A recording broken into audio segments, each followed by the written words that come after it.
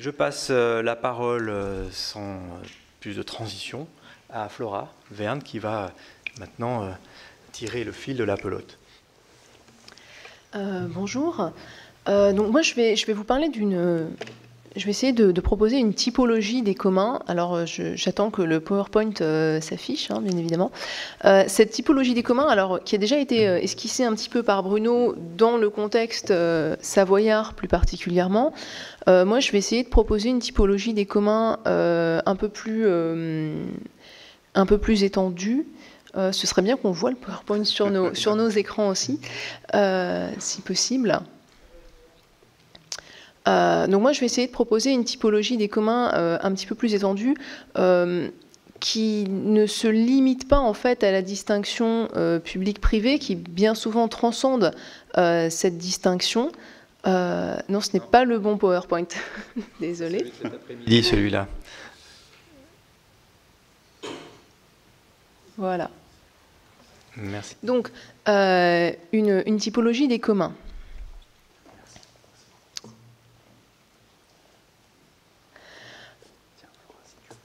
Merci.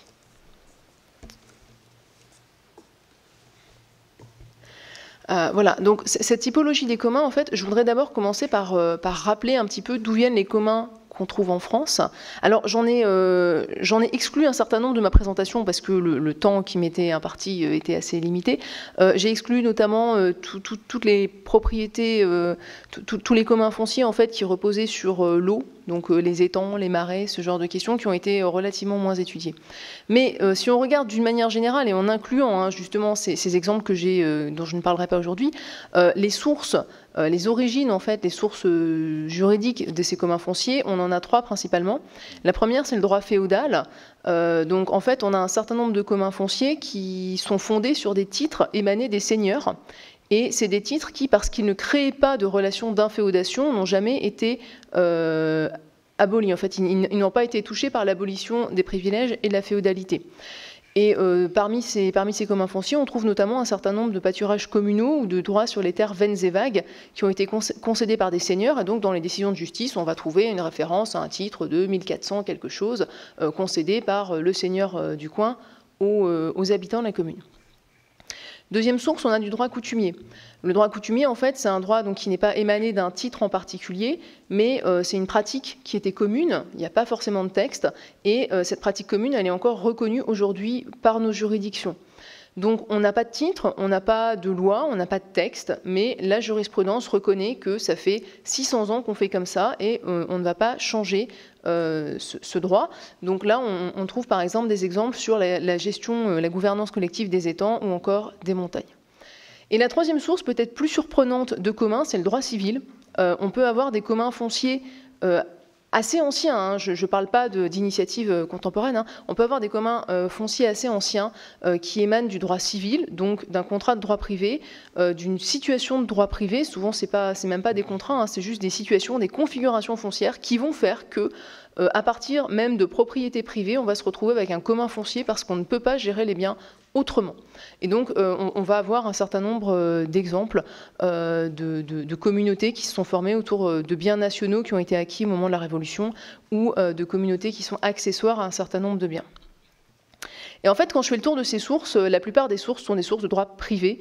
Donc, les communs fonciers, pour la plupart, ne relèvent pas, ou en tout cas, dans leur naissance, ils ne relèvent pas du droit public, mais du droit privé. Et ce sont des sources qui sont mal reconnues ou malmenées par le droit français, notamment par cet article 544 du Code civil. Si on peut passer à la slide suivante, merci. Alors pourquoi est-ce qu'on établit une typologie? Eh bien parce que le seul texte qui porte sur les communs dans le Code civil, c'est l'article 542, qui nous dit « Les biens communaux sont ceux à la propriété ou au produit desquels les habitants d'une ou plusieurs communes ont un droit acquis ». Alors, comme les sections de communes sont aujourd'hui les communs fonciers les plus connus, on va se dire ce texte renvoie aux sections de communes. En fait, pas vraiment. Pourquoi? Parce que ce texte, il impose simplement une condition, c'est que les biens communaux doivent profiter aux habitants d'une commune ou de plusieurs communes. Donc on n'est même pas forcément dans les limites strictement administratives. Ensuite, ce sont des biens qui peuvent appartenir aux habitants ou dont les habitants peuvent simplement percevoir les fruits. Donc en fait, cet article nous laisse une très grande liberté dans la conceptualisation de ce que constituent les biens communaux. Cet article ne prescrit pas non plus de régime, donc on peut avoir une diversité de régimes absolument incroyable. Et on peut même avoir, éventuellement, on verra qu'on en a, des communs fonciers en fait, qui ne relèvent pas de l'article 542, qui dépassent un petit peu le strict cadre de ce texte et qui néanmoins existent en droit français. Alors, la typologie que je vais vous proposer, ce n'est pas tout à fait la même que celle de Bruno, mais elle la recoupe pour certains points. Je vais tout d'abord vous parler des communautés de propriétaires privés. Alors ça pourra surprendre, on en a un certain nombre et on en a qui sont très belles. Donc les communautés de propriétaires privés, en général, c'est fondé soit sur un titre féodal, soit sur du droit privé, c'est-à-dire sur de la propriété assez classique. Alors les exemples dont je vais vous parler sont fondés sur la propriété. Alors, comment est-ce qu'on fait à partir de la propriété pour avoir un commun foncier? Eh bien, il suffit simplement qu'on ait donc une forme de propriété collective, une forme de propriété dans laquelle on va avoir plusieurs personnes qui sont propriétaires ensemble et qui ne soient pas soumises au régime de l'indivision, parce que le régime de l'indivision induit le droit absolu au partage, et si on a le droit absolu au partage, eh bien, on n'a plus de communauté. Donc, à chaque fois qu'on va pouvoir exclure le droit au partage, on pourra avoir des communs fonciers sur de la propriété privée, parce qu'on aura une jouissance et une gouvernance qui sont collectives et l'impossibilité de partager. Le deuxième type de commun foncier dont je voudrais vous parler, c'est les clubs privés, donc des communautés qui sont organisées en clubs, qui pour le coup sont toutes issues du droit coutumier, sont reconnues par la jurisprudence et qui ont la particularité de fonctionner, c'est ce que je vais appeler des proto-sociétés, c'est-à-dire qu'on a un système de parts, chaque personne a des parts dans la société et les parts vous confèrent un certain nombre de droits. Mais elles ne sont pas dotées de la personnalité morale, donc ce ne sont pas des sociétés, ni des associations, ni aucune forme juridique connue. Et le troisième type de commun foncier dont je voudrais vous parler, c'est les communautés usagères restreintes aux seuls habitants. Donc c'est vraiment les communautés de l'article 542 dans lesquelles on a une condition de résidence, c'est-à-dire que le commun foncier, en fait, profite aux gens qui habitent dans une certaine localité. Donc ils n'ont pas un titre individuel qui leur permet d'en jouir, ils ont simplement leur qualité d'habitant, en fait, qui ouvre des droits sur le commun foncier. Et là, on a une plus grande diversité d'origines, on a des titres féodaux, du droit coutumier, du droit privé, on a un petit peu toutes les situations possibles. Alors aujourd'hui, ce sont des communautés qui sont seulement usagères, c'est-à-dire qu'elles ne sont pas propriétaires de leurs terres en général. Donc c'est des communautés qui vont finalement venir grever une propriété privée, communale ou étatique. On a toutes les situations. Donc les biens de section, en fait, finalement, c'est les biens de la section qui sont une propriété publique, mais on peut avoir également des communautés usagères sur des biens qui sont détenus en propriété privée ou qui relèvent de la dominalité publique d'État. Voilà, et donc ce sont des communautés, on le verra, qui sont établies au profit de l'universalité des habitants. Alors, premier cas, je crois que nous n'avons pas la dernière version Oui, voilà, premier cas. Voilà, premier cas, donc, les communautés de propriétaires privés. Alors, les communautés de propriétaires privés, c'est des communautés qui relèvent typiquement de l'article 544, le droit privé de propriété classique de notre Code civil. Simplement, on va avoir des parcelles qui sont interdépendantes et qui ne sont pas soumises au régime de l'indivision, donc qui ne sont pas soumises à la règle du partage de l'article 815 du Code civil. Et parce qu'on ne peut pas partager ces propriétés, on va être obligé d'organiser une jouissance collective. On ne peut rien en faire si on n'accepte pas de jouir ensemble. Alors, deux exemples. Premier exemple qu'on trouve un petit peu sur tout le territoire, c'est des communs fonciers par accessoires. C'est-à-dire que vous avez, par exemple, plusieurs champs, plusieurs propriétés foncières, et entre ces propriétés, vous avez un chemin, une cour. En fait, un accessoire, quelque chose qui va être nécessaire à toutes les exploitations qui sont autour. Bien, cet accessoire, en fait, dans notre droit commun, c'est reconnu par la jurisprudence un petit peu partout, cet accessoire est considéré comme étant en indivision, ou plus exactement en copropriété forcée et perpétuelle, c'est-à-dire que c'est une copropriété qu'on ne peut pas partager, ce qui va induire nécessairement l'organisation d'une gouvernance commune. Alors, ce qui est intéressant, c'est qu'on a un certain nombre de communs comme ça qui sont d'origine coutumière. Donc, dans le pays aixois, on a les Patek. Dans le Toulousain, on a le Patus. Dans le Poids-de-Vin, c'est des quéreux. En fait, ce sont exactement la même chose, mais ce sont les noms locaux coutumiers qui ont été donnés à ces dépendances en fait, de propriété privée. Le deuxième exemple dont je voudrais vous parler, c'est un très très bel exemple qu'on est allé visiter sur le site, c'est les volcans du Puy-de-Dôme.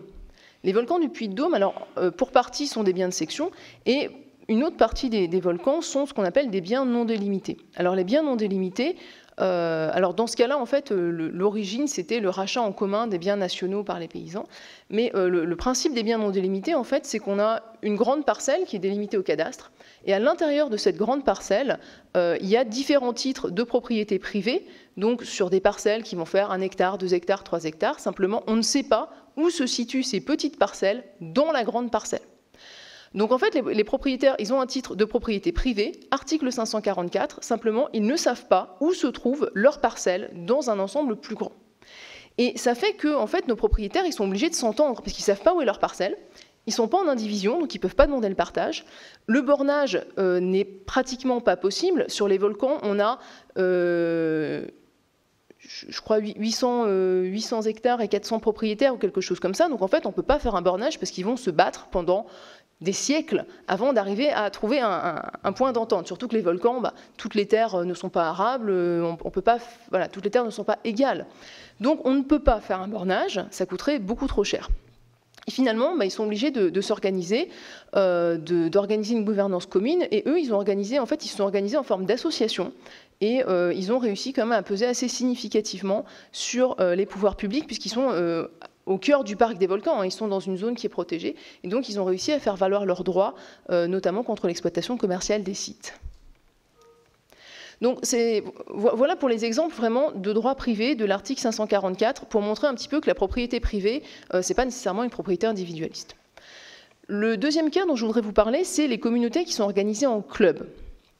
Donc, je vous ai dit tout à l'heure, c'est des proto-sociétés, c'est-à-dire que ça ressemble à une société, c'est divisé en parts, on peut céder ses parts, il y a un commerce des parts. Simplement, il n'y a pas de personnalité morale, il n'y a pas d'immatriculation, donc des fois ça pose des problèmes au niveau administratif, parce qu'ils ne peuvent pas faire un contrat avec telle ou telle administration.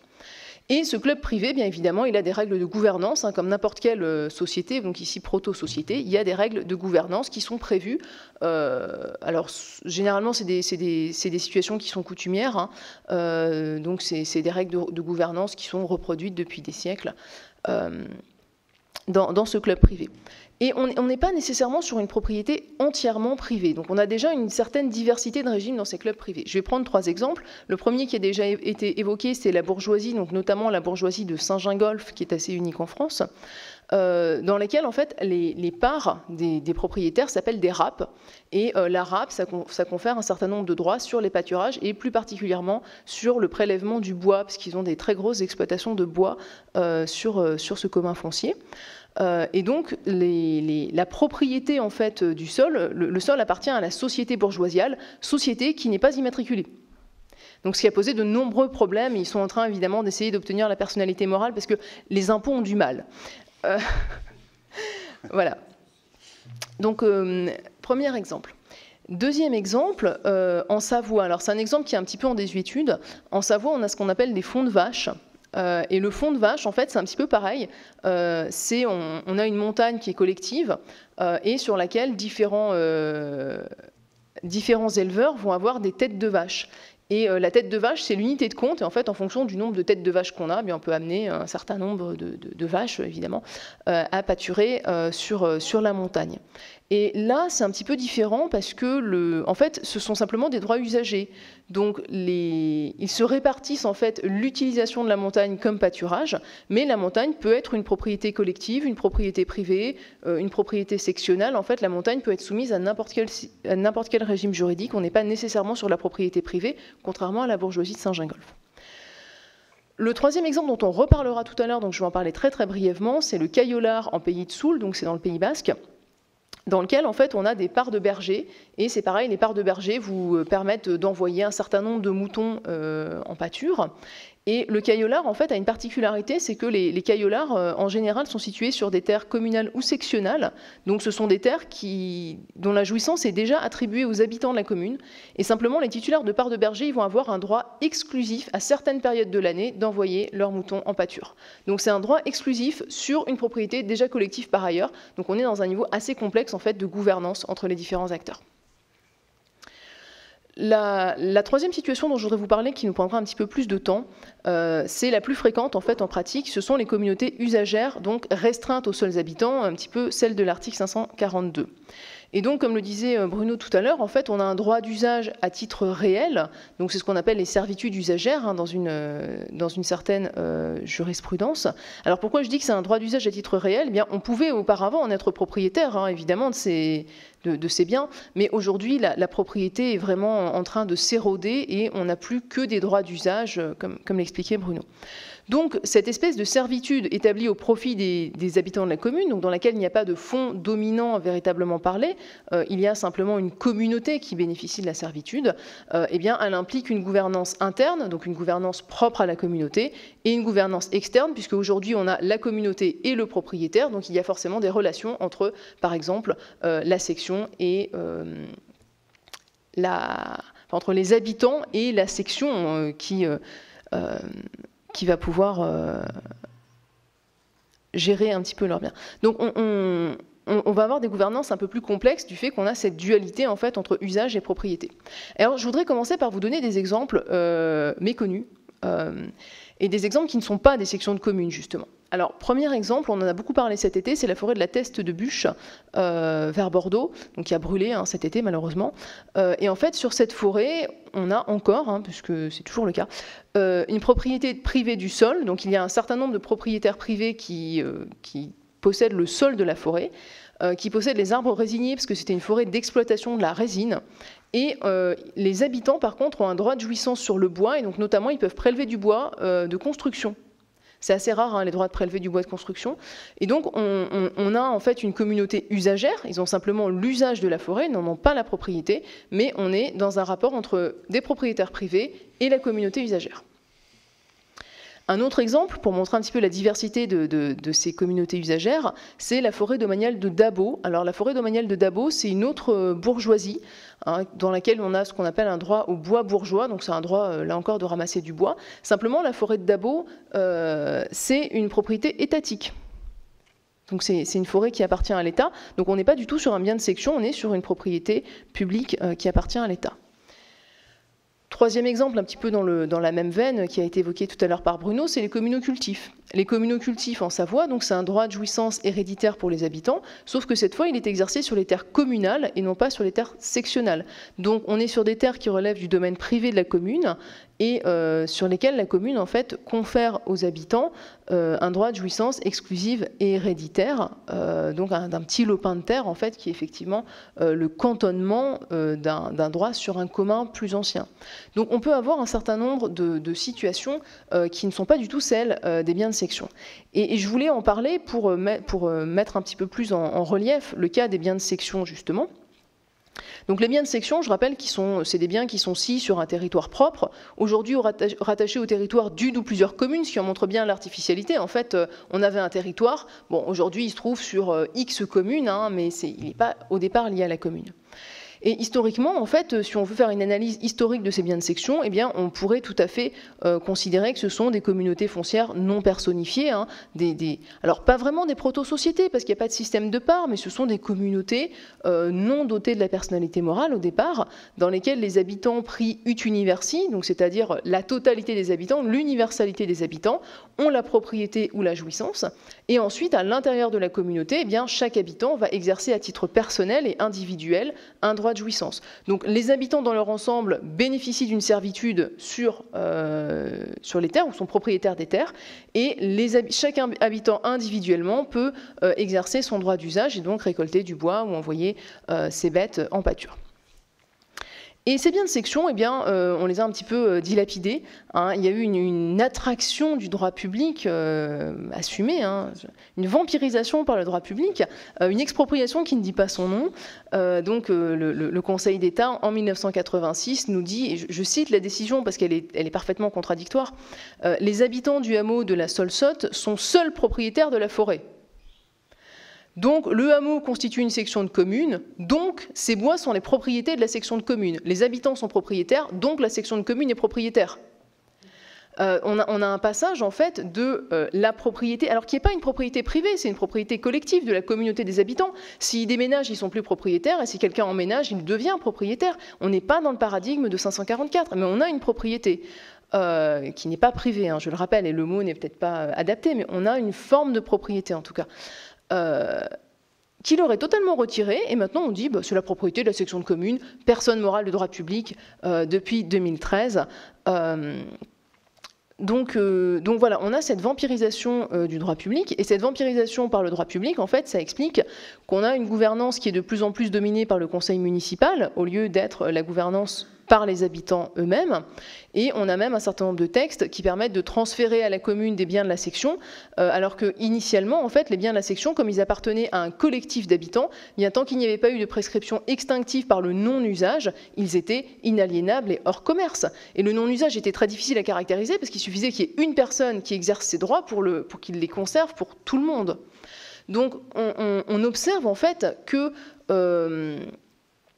nos communautés usagères, eh bien, donc déjà les biens de section qui étaient parfois des propriétés collectives sont devenus des communautés usagères puisque finalement on leur a enlevé leur propriété, on l'a donné à la section de commune, personne morale de droit public.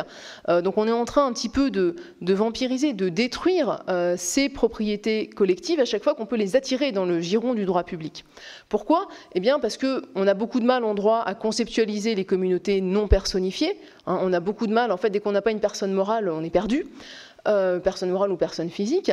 On a beaucoup de mal à accepter l'idée qu'il y ait une propriété ou une jouissance collective. Hein. D'ailleurs, on se dit même, c'est pas de la propriété, on ne peut pas employer le mot propriété parce que sinon personne ne va nous comprendre. La solution qu'on a trouvée en France, c'est l'attraction du droit public, l'attraction des modes de gouvernance du droit public au lieu de laisser ça aux communautés.